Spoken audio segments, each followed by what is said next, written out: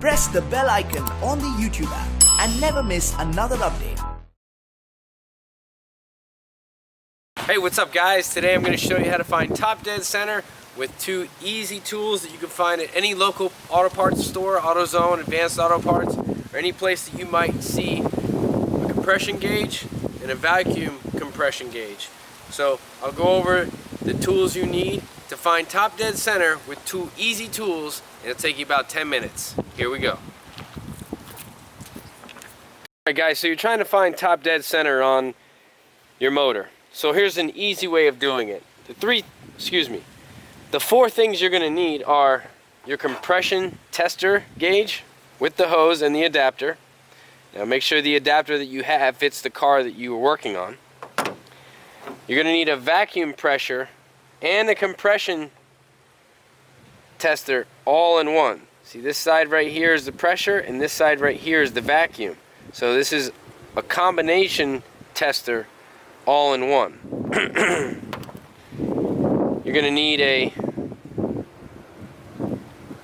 valve stem removal, Schrader valve removal tool, and you're also going to need, I'm using fuel line that's 3/8. Now all these items I got at AutoZone. You guys go to O'Reilly Auto Parts or Advanced Auto Parts, you can get those there. You get on Amazon, you get on Google. Just get these tools. If you need them today, go to your local auto parts store. So what we're going to do is, this hose actually came into the package with the vacuum pressure tester here. So I just put it on the barb and stuck on there. I can't get it off. So you'll see it when you buy it. This hose looks to me like 3/8 or 1/4 inch. Probably going to go with 3/8. So what you're going to do is you're going to remove your compression gauge off of your compression hose.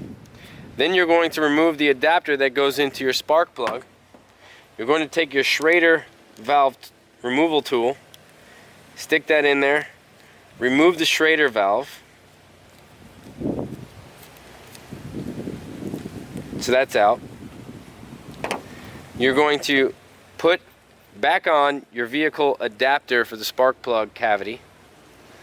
So now you basically just have a hose with no Schrader valve in it. Set this aside. You're going to take your vacuum pressure tester. I bought an adapter also at AutoZone that you can get that adapts 1/4 inch to 3/8. So what we're going to do is we're going to put this on here like this.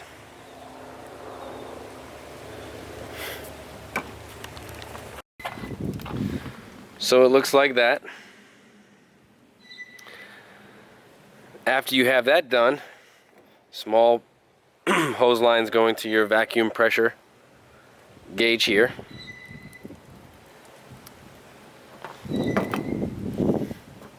And the other end is going to go into here like this. You might have to heat it up with a lighter or a torch or something, but this is going in pretty easy for me. Alright, so now what we're going to do is we have this long connection here. You can see what I did here. Basically how it's going to look when it gets done. So now we're going to take this adapter and we're going to screw it into cylinder number 1, or spark plug number 1. So let's do that now. Okay, so we have our vacuum pressure gauge here. We have our hose running down to the adapter which goes into cylinder number 1. Remove spark plug number 1, put that in, tighten it down. Now you're going to take a wrench on your flywheel. When you take your wrench on your flywheel, you're going to rotate it clockwise. And when you rotate it clockwise, your gauge is going on a compression stroke, going to be going to pressure, and on an intake stroke, it's going to go into the vacuum. So pressure, vacuum. 0 is top dead center. So So let's go ahead and let's turn the flywheel. Watch what the vacuum pressure gauge does.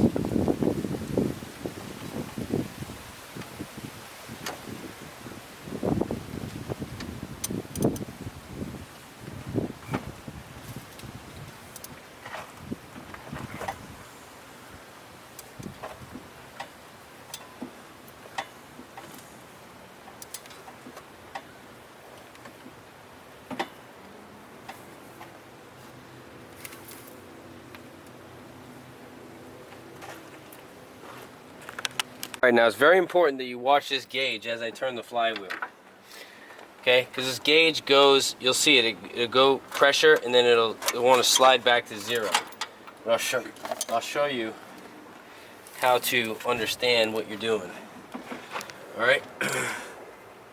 So right now I'm on an intake. See how it's going to the red? Now it just went into the center. I'm probably in top dead center right now, but I want to show you something.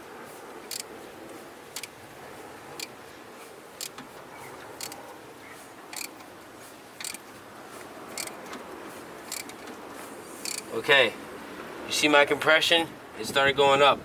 So now the piston is coming up.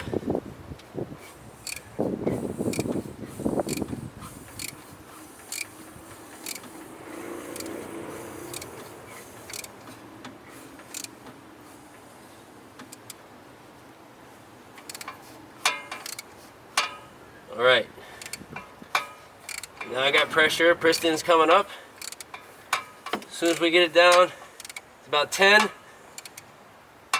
and right there is about top dead center.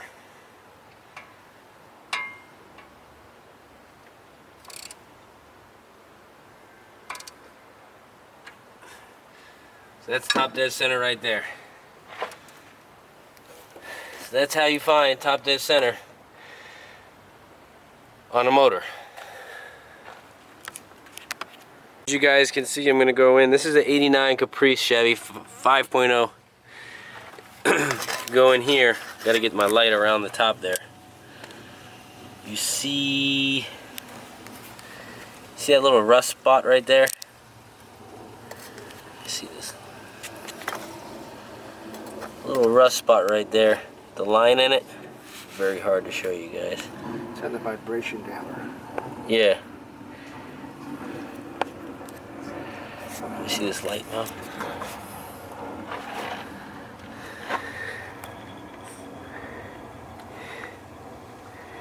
You guys can see that my camera is very hard to show you.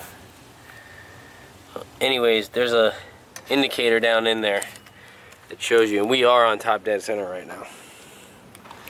That nut down there, underneath there? Alright, so after you find the top dead center, it doesn't matter where you put this in at. And the reason why it doesn't matter is because you're going to just put it in. I'd say put it in so that the rotor is pointing to the number 1 cylinder. So you're going to put it in. And it'll take a few tries because remember you got those grooved splines. So I'm on top dead center. I put my my distributor in, and this is where my rotor ended up. So wherever that rotor ends up, when you put this down, you take your cap, look at where it's pointing to. Look at where your rotor's pointing to. It's pointing to this one right here. You take it off, see that? That's number 1 cylinder. So 1, 8, 4, 3, 6, 5, 7, 2. And this is your center, which is C for center for coil. So there we go. We're going to go ahead and hook this all up and start her up. Next thing you got to do is you got to put on your clamp. So this clamps down. You can see the steel is where it was clean, so that goes up against the metal, and this goes up towards the hood. So we'll put that on now. can't hold the camera and do it, but it's going to go down in here, and we're going to tighten that down.